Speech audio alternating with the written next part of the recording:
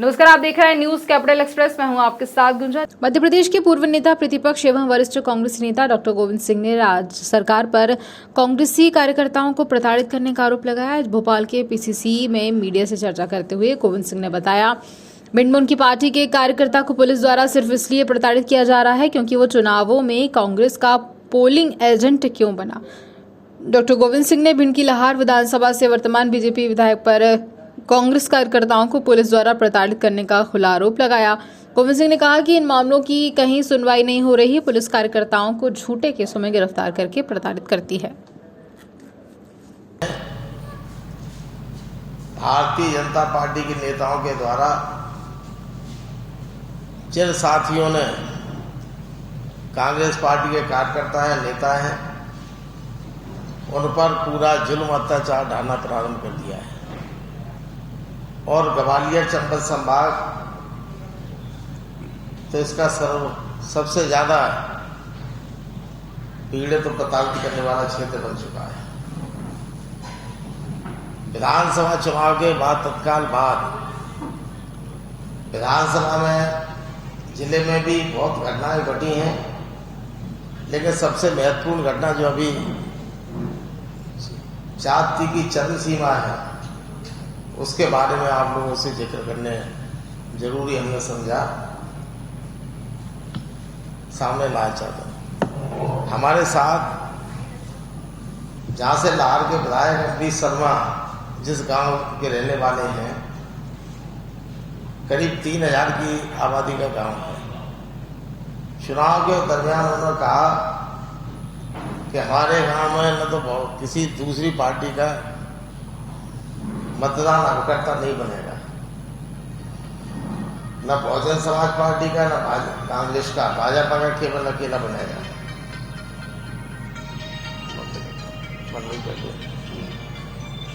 लेकिन ये बैठे दीपक भदौलिया, दीपक शर्मा, बंदी कर दें, इनके पिताजी हैं बीरेंद्र शर्मा। ये कांग्रेस पार्टी के मतदान अभिकर्ता बने। मतदान सुबह से चला, शाम तक रहा। दिन में रिपोर्ट डाल दी गई तब सरकार नहीं बनी थी कि इन्होंने जो ब्राह्मण समाज से इनके खानदान में कभी शराब नहीं पी। जो भारतीय जनता पार्टी के विधायक के पिताजी उनसे शराब पीने के लिए पैसे मांगे और उन्होंने मुकदमा 427 गोली चलाई, मुकदमा पंजीबद्ध करके बाद में सरकार बदली तो 307 हो गया और इनके पिताजी को गिरफ्तार करके ले आए, जेल में डाल दिया। ये दीपक भदौलिया शर्मा जी भाग गए पुलिस को देख के। 4 दिन बाद जब ये अपने रिश्तेदारी में थे पड़ोस के गांव में, वहां से पुलिस गिरफ्तार कर ले आई और उनको बेरहमी से मारा पीटा। इन्होंने कहा हमारा दोष क्या है, बोले इन्होंने कहा दोष आपका है कि आप विधायक का विरोध क्यों करते हो। इसके बाद इनके ऊपर एक बंदूक कट्टा दिया बोलते हैं और 2 राउंड पुलिस में रख के इनके दिखाते ही, और जब इनके मारने से लाठियों से इनके फ्रैक्चर हो गया पैर में, जाके मेडिकल में रिपोर्ट दिलवा के दवा डाल के लिख दिया कोई चोट नहीं है, मेडिकल साफ। जब जिनको जेल भेजा गया 3 दिन बाद तो चल नहीं पाए, उठ बैठ नहीं पाए, पेट में सूजन आई। तो कुछ लोगों ने बताया तो मैंने अदालत में आवेदन लगवाया। न्यायालय ने दोबारा मेडिकल के लिए जिला चिकित्सालय भिंड भेजा। तो वहां जब भेजा दोबारा मेडिकल हुआ तो इनके पैर में लाठी से जो इतना बड़ा फ्रैक्चर, हड्डी टूट के अलग हो गई थी, वो दिखाई दे रही है। तो पुलिस के द्वारा जब न्यायालय के द्वारा हुआ तब 325 एक घटना घटी। अभी 10 जून को फिर दोबारा शाम को 6 बजे के घर से फिर पकड़ लाए। इन्होंने कहा हमारा क्या दोष है। तो उन्होंने कहा भाई तुम विधायक का विरोध करना नहीं माने, अभी तक तुमने कांग्रेस के कई नेता हमारा फंसा छोड़ गए हैं, पार्टी बदल दी है, बड़े नेताओं ने, तुम तो साधारण कार्यकर्ता बदल रहे, तुम्हारी दुर्दशा होगी। और इनको फिर पीटा, रात भर नया थाना बना, उसके पीछे पुराना थाना है, वहाँ ले गए, इनके कपड़े उतारे, तलवों में लाठियां दी, पीठ में भी दी, कपड़े उतार के चप्पलें पानी से भिजा के इनके पीछे भी दी, नितंब में भी दी। जब चिल्लाने लगे तो बोले और नेतागिरी इनके विरोध करेगा, तो इन्होंने कहा हम तो विरोध नहीं करते साहब, एजेंट भर बने हैं, नहीं ये मानेगा नहीं। और इसको लाके रस्सा लाके पैरों में बांधा, जैसे बांधने के लिए हुआ तो उसने कहा भाई अब ठीक है, अब नहीं करेंगे, आप हमें टांगो नहीं, नींद से मत टांगो। ये वही टीआई है रविंद्र शर्मा, जिसने दतिया में जो लोगों को, जब नरोत्तम मिश्रा जी गृह मंत्री थे उनके दरमियान, जब उन्होंने कांग्रेस के निर्दोष 4 लोगों को बांध के लटकाया था, ये सब आप लोगों को पहले घटना मालूम होगी। वही टीआई रविंद्र शर्मा डाला जा रहा है। पुलिस अधीक्षक भिंड असित यादव बिल्कुल भारतीय जनता पार्टी का नौकर बन के काम कर रहा है। इस तरह की घटना 50 है, चुन चुन के हर दूसरे चौथे दिन कांग्रेस के कार्यकर्ताओं पर फर्जी मुकदमे दायर हो रहे हैं। झगड़ा हुआ, सीसीटीवी कैमरा लगा, ये दूसरी घटना है। वो लोग है नहीं, पुलिस को सीसीटीवी कैमरे दिया कि वही झगड़े ही नहीं, तो लोग उनको निकाल देंगे, केस से हटा देंगे, हटाना ना तो दूसरा रजिस्टर कर दिया, राइफल जमा करा के निरस्त करा दी। ऐसी कई घटना 8-10 घटनाएं लगातार घट रही हैं। इसलिए हमने सोचा कि अब इस तरह का अत्याचार, हमने हमारे पार्टी के, कांग्रेस पार्टी के हमारे अध्यक्ष माननीय जीतू पटवारी से हमने अनुरोध किया, और उन्होंने भी अब तय कर लिया है कि अब तो शीघ्र ही तैयारी करके भिंड में चल के पुलिस अधीक्षक के कार्यालय का घेराव भी करेंगे। इस प्रकार का अत्याचार जो दमन पूरे प्रदेश में भारतीय जनता पार्टी ने ताकत लाठी के बल पर, पुलिस और प्रशासन के दम पर प्रजातंत्र को समाप्त करना चाहते हैं, लोगों को अपनी बात कहने का हक छीनकर इस तरह का दमन हो रहा है, वो आप लोगों के सामने लाना जान जरूरी थी। क्योंकि भिंड में भी कहीं हमने देखा प्रेस कॉन्फ्रेंस होती है, लेकिन वो अलग एक हो गया, अखबार में उतने इलाके में जिले की जिले छप जाती है। तो ये घटना कम से कम पुलिस डीजीपी तक, आप सब तक, पूरे प्रदेश तक जाना है। अब हमारा सब साथियों ने मिलकर तय किया है, हमारे अध्यक्ष जी ने, कि अगर घटना पर रोक नहीं लगती है तो तत्काल बहुत जल्दी से जल्दी वहाँ जाके भिंड में पुलिस अधीक्षक कार्यालय पर घेराव करेंगे, जन आंदोलन सत्याग्रह महात्मा गांधी के बताए गए रास्ते पर चलेंगे।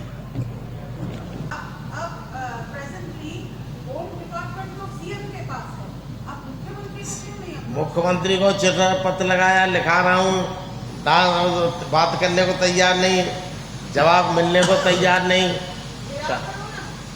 अब घेराव शुरुआत हो गई, शुरुआत करेंगे, विधानसभा में ही मामले जाएंगे। हमारे साथी जो माननीय विधायक हैं, सब लोग इन सब मुद्दों को विधानसभा भी ले जाएंगे। और हमने अभी कई बार, अब 3 दिन से पहले लिखा दिया मोहन यादव जी को, मुख्यमंत्री जी को लेके जाए, दिखाएं कि आपके, और वही टीआई दतिया में नौटंकी करे, आप देख लें, निर्दोष, कोई इन पर अपराध नहीं था कभी, इस पर भी कोई, इनके पिताजी पर कोई अपराध नहीं, अभी तक कोई कायम ही नहीं। 2-2 राइफल हर बार एक के साथ नहीं। अब अभी भिंड जिले में शराब, अधिकांश हमारे यहाँ ब्राह्मण समाज में शराब बहुत कम लोग पीते होंगे, 1-8%। हमने कहा एसपी से इनके पूरी खानदानी फॉरेंसिक रिपोर्ट मंगवा लो, जांच करा लो, पिताजी की जांच करा लो। शराब पीने को पैसे मांगे और 427 गैर जमानती है, जुर्म है, उसमें जेल में डाल देने का काम चल रहा है। हथियार लग के फैक्ट्री खुल गई हो, पकड़ा, लोगों को एक रख दिया कट्टा, एक हदिया रख दी, 2 राउंड रख दिए और जेल भेज दिया। इसके हैं दीपक भदौलिया शर्मा है, लिखते कोष्टक में है। पिताजी का नाम है वीरेंद्र कुमार शर्मा, और वो वीरेंद्र कुमार शर्मा सुबह से 6 बजे से 7 बजे पहुंच गए, आखिरी तक 7 बजे तक पेटी बंद होने तक अंदर रहे। उन पर भी 307 मुकदमा है। जब वो जो पोलिंग बूथ के अंदर है, मतदान करा रहे हैं, उनके पास कार्ड है, वहाँ निकले नहीं, और 307 के अपराधी बन के जेल में डाल दिए। सिकरी ग्राम पंचायत सिकरी, लाहौर विधानसभा क्षेत्र, सिकरी जागीर मतदान केंद्र नंबर है, याद है, 2 मतदान केंद्र है वहाँ।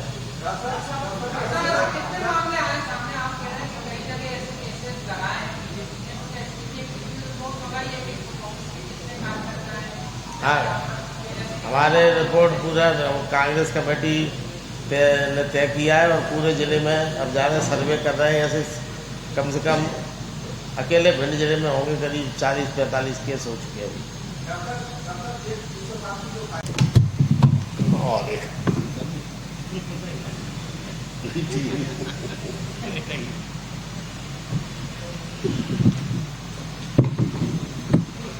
साहू जी, मध्य प्रदेश में 1 लाख बुजुर्गों की 600 रुपये महीने पेंशन इस सरकार ने बंद कर दी। मुझे लगता है कि ये पूरे 20 साल के कार्यकाल का भारतीय जनता पार्टी का सबसे अमानवीय निर्णय है। इससे पता चलता है कि सत्ता के मद में चूर ये सरकार कितनी हृदयहीन और कितनी अमानवीय हो गई है।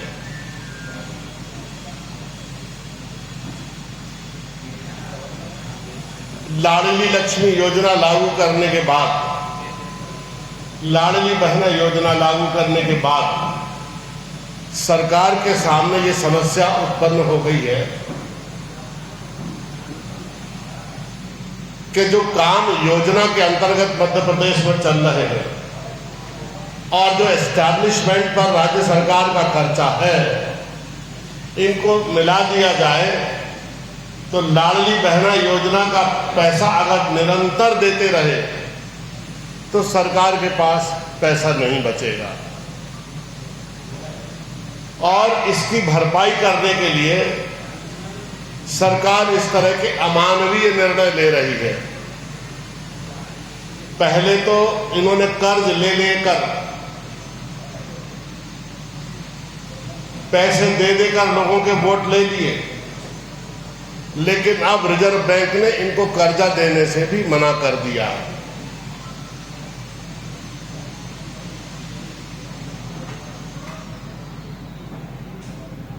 चूंकि सरकार ने टोटल जीडीपी की 4% लिमिट को क्रॉस कर लिया है, इसलिए सरकार की लोन लेने की जो पात्रता है वो समाप्त हो गई है। मैं मध्य प्रदेश की सरकार से और मुख्यमंत्री जी से ये कहना चाहूंगा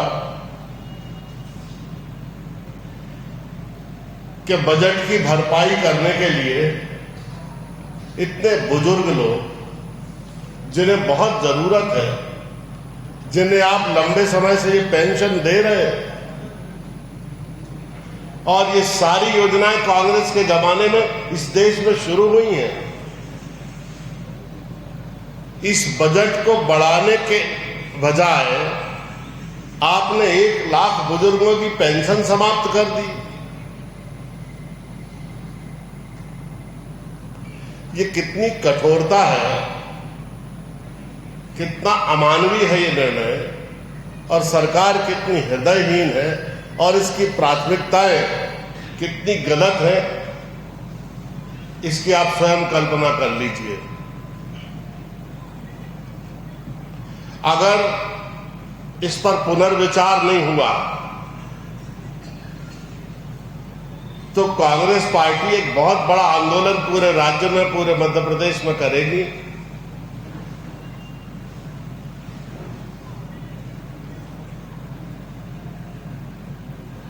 और अब वो समय आया जब इस तरह के अमानवीय निर्णय और जनविरोधी आज या कल में हो जाएगा। अभी तो अमरवाड़ा में जो उम्मीदवार घोषित हुआ है वो 3 बार कांग्रेस का विधायक रहा है और उनकी माताजी 3 बार पहले कांग्रेस की विधायक रही है। बहुत पारंपरिक कांग्रेस परिवार है वो। तो अमरवाड़ा में तो दोनों कैंडिडेट कांग्रेस के ही लड़ेंगे। क्यों डॉक्टर साहब? ये कैसी राजनीतिक संस्कृति चालू हो गई है। आप सोचिए कि जब ज्योतिरादित्य सिंधिया पार्टी छोड़ के गए और 22 उम्मीदवार जो कांग्रेस से भगे थे वो बीजेपी से लड़े उपचुनाव में, और उसके अगेंस्ट में जो 22 उम्मीदवार लड़े कांग्रेस के, यानी पूरे 44 के 44 उम्मीदवार कांग्रेस के लड़ रहे थे। अभी जो चुनाव होने वाले हैं उसमें बुधनी को छोड़कर अगर थोड़ी भी लज्जा है इन 2 विधायकों में, और अगर विधानसभा अध्यक्ष को ये सत्र के समय इस्तीफा देते हैं क्योंकि इन्होंने भारतीय जनता पार्टी ज्वाइन कर ली, तो जो 3 उपचुनाव होंगे इन तीनों में दोनों उम्मीदवार कांग्रेस के लड़ेंगे।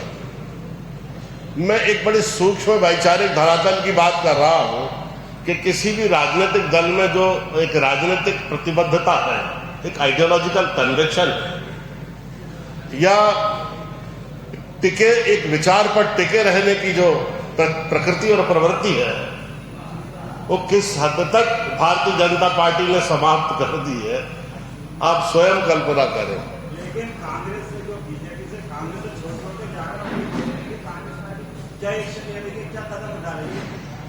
देखिए, कोई कहीं जाता है ना तो वो अपने स्वभाव से जाता है, उसका ये स्वभाव है, और जिसका इस तरह का नेचर हो जाता है उसको कोई इस तरह की ब्रेन की कंडीशनिंग नहीं हो सकती कि उसको बदला जा सके। आप समझिए। और ये भविष्य के प्रति सुरक्षा का बोध, लोभ, लालच और लंबे समय तक संघर्ष नहीं करने की इच्छा, ये तमाम चीजें और कारण इसके पीछे होते हैं कि आदमी एक अपनी विचारधारा को छोड़कर एक लाभ और हानि का लेखा जोखा लगाकर चलते बनता है। वो हुआ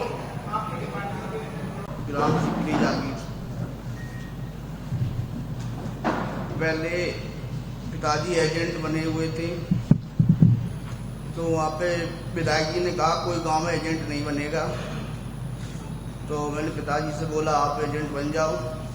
तो एजेंट के अंदर, पोलिंग के अंदर पिताजी को मारा। पहले मारने के बाद उनके पुलिस को ले गई और 307 लगा दिया उसमें और जेल भेज दिया। उसके बाद मैं यहाँ से भाग गया। तो उसके बाद फिर मुझे भी रिश्तेदार के घर से पकड़ लाई पुलिस और मुझे भी जेल में डाल दिया। 1-2 महीने बाद मेरी जमानत हुई। फिर उसके बाद अभी 10 तारीख को मैं घर के बाहर बैठा था, तो वहाँ से पुलिस मुझे फिर ले गई। रात भर पुलिस की आगे बिल्डिंग के पीछे एक पुरानी बिल्डिंग है थाने की, उसमें रखा मुझे रात भर। और कपड़े उतारे हम आए। कपड़े उतारने के बाद लाठी दी तर्बों में, पैरों में, पीठों में, और बोले रस्सी लाओ इसको लटकाओ, तू विधायक का विरोध करता है। तो मैं डर गया। तो उसके बाद मैंने कहा आप विरोध नहीं करेंगे, मुझे छोड़ दो। मुझे जेल भेज दिया। फिर उसके बाद